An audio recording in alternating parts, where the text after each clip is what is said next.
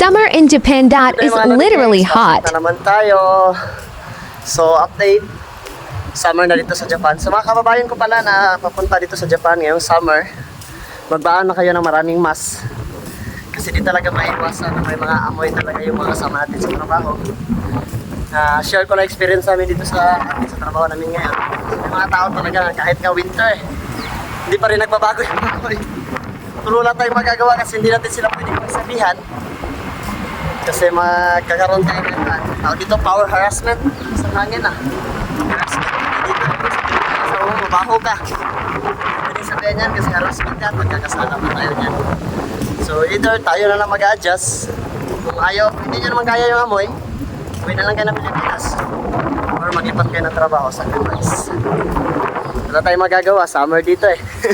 Mainit talaga. So, may mga tao talaga na may amoy, no? Gawa na tayo mga Pinoy. May mga hapon din naman ng mga sensitive sila. Pero may mga hapon talaga na hindi talaga sila aware na mabaho sila. So wala tayong magagawa pa ganyan. Tayo lang mag-adjust. So good luck sa mga pupunta ng Japan. Summer here is very hot. Mainit talaga. Literal. As in, mainit talaga dito sa Japan. This is the tinatawag ito na the land of the rising sun. Tara, let's go. Let's work. Push.